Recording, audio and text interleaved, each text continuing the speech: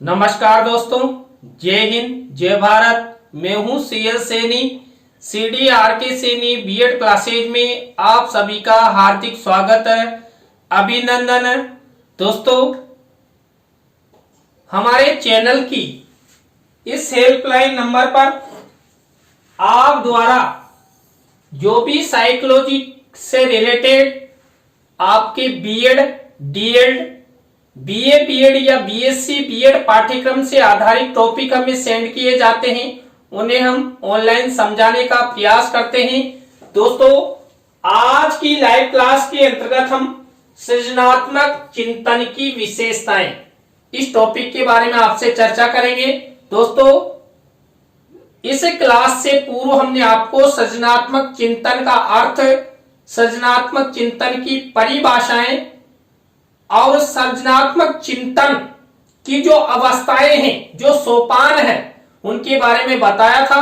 तो दोस्तों, आप सब बने रहे हमारे साथ, हमारे इस चैनल के साथ। और दोस्तों, यदि आप हमारे इस चैनल पर पहली बार आए हैं या आप प्रतिदिन हमारे चैनल की प्रत्येक वीडियो देखना चाहते हैं, तो आप हमारे चैनल को सब्सक्राइब करें और पास ही बने बेल आइकन के बटन को जरूर दबाएं। तो दोस्तों, यहाँ पर सृजनात्मक चिंतन की पहली परिभाषा है, सृजनात्मक चिंतन जिज्ञासु प्रवृत्ति का होता है। दोस्तों, हम हमारे मन मस्तिष्क में जो भी चिंतन करते हैं, ये चिंतन जिज्ञासु प्रवृत्ति का होता है, अर्थात जानने की इच्छा हमारी रहती है।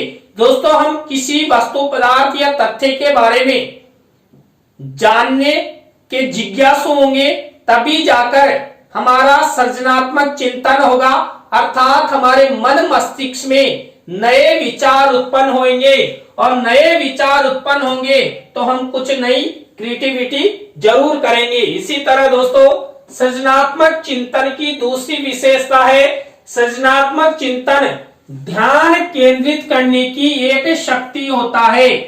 दोस्तों, जो सृजनात्मक चिंतन है, इस सृजनात्मक चिंतन के द्वारा जो हमारा ध्यान होता है, अवधान होता है, टेंशन होती है, उसके द्वारा हम ध्यान केंद्रित करते हैं, अर्थात किसी वस्तु, पदार्थ या तथ्य के बारे में हम गंभीर रूप से चिंतन करते हैं, उसके बारे में कुछ नया निर्माण करने का प्रयास करते हैं, या उसमें सृजनात्मकता करने का तरीका हमें ढूंढते हैं। दोस्तों, हम किसी वस्तु, पदार्थ या तथ्य के प्रति ध्यान केंद्रित करेंगे, तभी हमें सृजनात्मकता आएगी। तो यहाँ पर जो हमारा मन मस्तिष्क होता है, और इसके द्वारा हम किसी वस्तु, तथ्य के बारे में विचार करते हैं, तो हम ध्यान केंद्रित करते हुए ही करते हैं। देखिए, हम किसी वस्तु, पदार्थ या तथ्य के बारे में सोचते रहते हैं, तो इस तरह आंख बंद करके और हमारे मस्तिष्क पर हम दबाव डालते, अर्थात चिंतन करते हैं कि यार इस वस्तु या इस तथ्य या इस समस्या का समाधान हम कैसे कर सकते हैं, या इसमें हम नया क्या कर सकते हैं। इसी तरह दोस्तों, थर्ड नंबर की विशेषता है, सृजनात्मक चिंतन व्यक्ति को साहसी बनाता है। दोस्तों, जब एक व्यक्ति अपने सृजनात्मक चिंतन के द्वारा किसी घटना या समस्या का समाधान कर देता है, या उनके बारे में अच्छी तरह जान जाता है, या समाज में कोई नया निर्माण कर देता है, तो इससे अभिप्रेरणा के साथ साथ व्यक्ति साहसी बनता है कि यार मेरे द्वारा यह कार्य किया जा चुका है और मैं इससे और अधिक अच्छा कार्य कर सकता हूं, नया निर्माण कर सकता हूं। इसी तरह दोस्तों, नेक्स्ट सृजनात्मक चिंतन की विशेषता है, सृजनात्मक चिंतन के द्वारा विचारों में व्यवहारिकता आती है। दोस्तों, यहाँ पर देखिए दोस्तों, जब हम चिंतन करते हैं तो हमारे मन मस्तिष्क में कई तरीके के विचार उत्पन्न होते हैं, और उन विचारों को हम क्या करते हैं, अपने व्यवहार में ढालते हैं, प्रयोग करते हैं। और जो विचार हमारे द्वारा व्यवहार में ढाले जाते हैं या प्रयोग किए जाते हैं, उन्हीं के द्वारा हम समाज में नया निर्माण करते हैं, नया आविष्कार करते हैं, नई वस्तुओं का सृजन करते हैं। इसी तरह दोस्तों सृजनात्मक चिंतन की नेक्स्ट विशेषता है, सृजनात्मक चिंतन व्यक्तियों को दृढ़ निश्चय की ओर ले जाता है, क्योंकि यहाँ पर एक वस्तु या एक पदार्थ या एक तथ्य या घटना के बारे में हम ध्यान केंद्रित करते हुए चिंतन करते हैं, तो हमारा उस वस्तु पदार्थ या तथ्य के बारे में जो चिंतन किया जाता है वो दृढ़ निश्चयी होता है।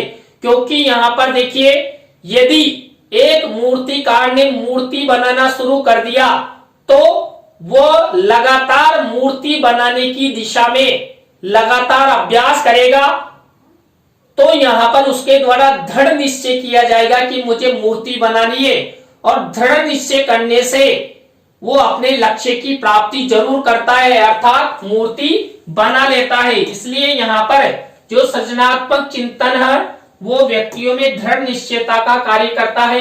इसी तरह दोस्तों नेक्स्ट सृजनशीलता की विशेषता है, सृजनात्मक चिंतन व्यक्तियों को संवेदनशीलता प्रदान करता है। क्योंकि यहाँ पर जो व्यक्ति सृजनशील होता है, सृजनशील चिंतन करता है, वो किसी भी वस्तु पदार्थ या तथ्य या सूचना या घटना के बारे में गंभीर रूप से चिंतन करता है और क्या करता है, उन वस्तु पदार्थों या तथ्यों के प्रति संवेदनशील होता है, तभी जाकर वो उनके बारे में चिंतन कर सकता है। चिंतन करेगा तो विचार उत्पन्न होंगे और उनको व्यवहारिकता में वो ढालेगा। इसी तरह दोस्तों नेक्स्ट है सृजनात्मक चिंतन की विशेषता है, सृजनात्मक चिंतन स्व केंद्रितता पर आधारित होता है।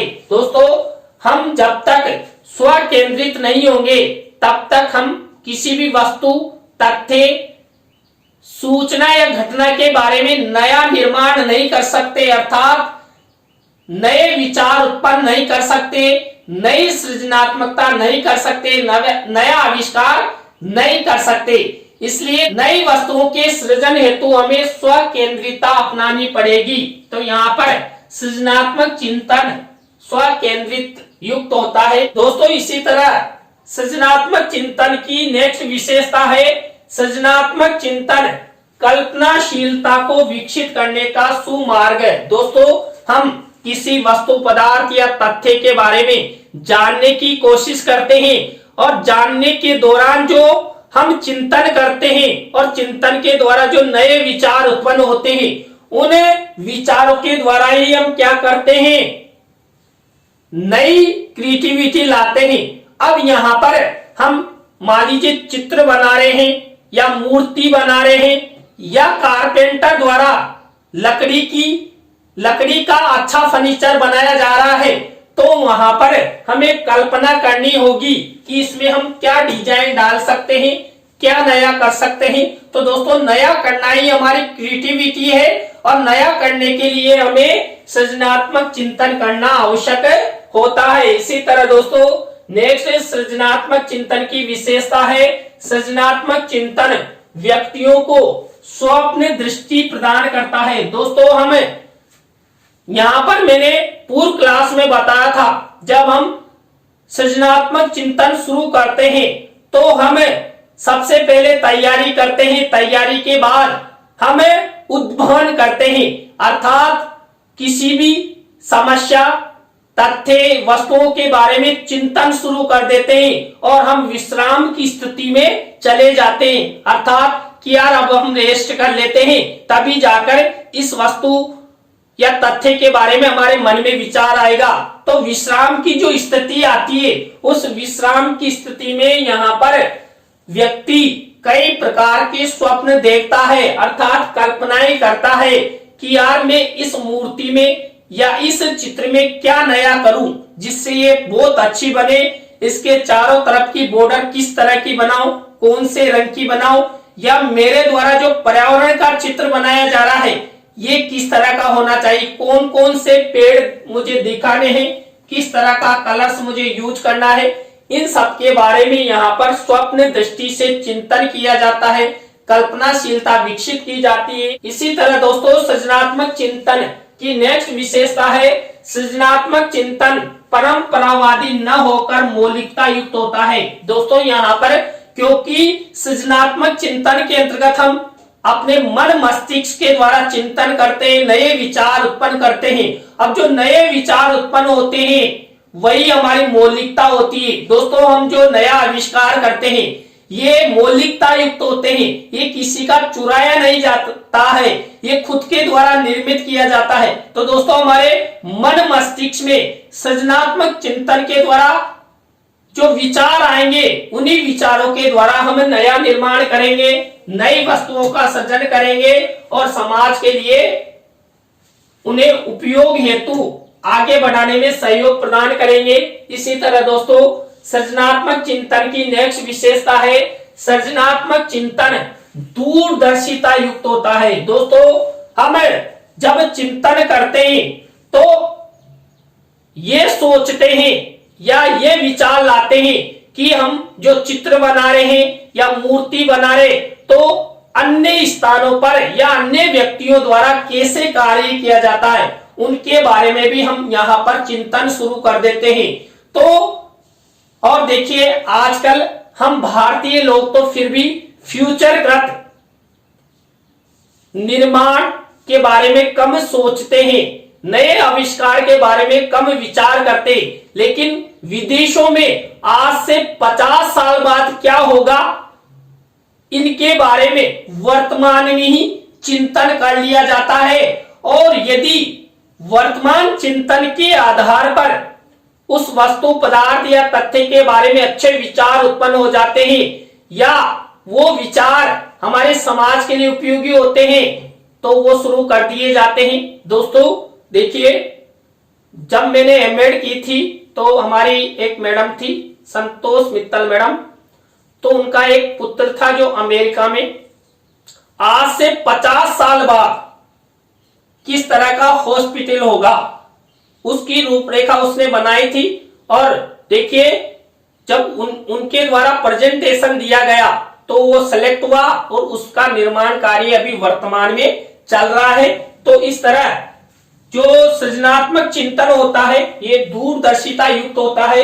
इसी तरह दोस्तों, सृजनात्मक चिंतन सार्वभौमिकता युक्त होता है। दोस्तों, जब हम नया निर्माण करते हैं तो यहां पर नए निर्माण में व्यक्तिगत और सामूहिक रूप से सबका चिंतन भी उपयोगी होता है। देखिए, कई बार हम जब नई वस्तुओं का सृजन करते हैं या नया आविष्कार करते हैं तो एक से अधिक व्यक्तियों की भूमिका होती है, इसलिए यहां पर सृजनात्मक चिंतन को सार्वभौमिकता युक्त माना गया है। इसी तरह दोस्तों, सृजनात्मक चिंतन व्यक्तियों को परिश्रमी बनाता है। दोस्तों, हमारे मन मस्तिष्क में जब किसी वस्तु पदार्थ या तथ्य के बारे में विचार उत्पन्न हो जाते हैं और उन विचारों की सार्थकता हेतु हमें नया सृजन करते हैं तो हम परिश्रमी बनते हैं, क्योंकि यहाँ पर सृजनात्मकता में हमें कार्य करना होता है, तभी जाकर हम नया सृजन कर सकते हैं, नया निर्माण कर सकते हैं, नया आविष्कार कर सकते हैं। इसलिए यहाँ पर सृजनात्मक चिंतन व्यक्तियों को परिश्रमी बनाता है अर्थात मेहनती बनाता है। इसी तरह दोस्तों, सृजनात्मक चिंतन की नेक्स्ट विशेषता है सृजनात्मक चिंतन अपसारी होता है। देखिए, चिंतन कई प्रकार का होता है, अभिसारी चिंतन और अपसारी चिंतन। एक क्लास में मैंने अपसारी चिंतन और अभिसारी चिंतन के बारे में भी बताया आपको। तो यहाँ पर जो अपसारी चिंतन होता है ये हमारे भौतिक पर्यावरण से रिलेटेड होता है, बाह्य वातावरण से रिलेटेड होता है।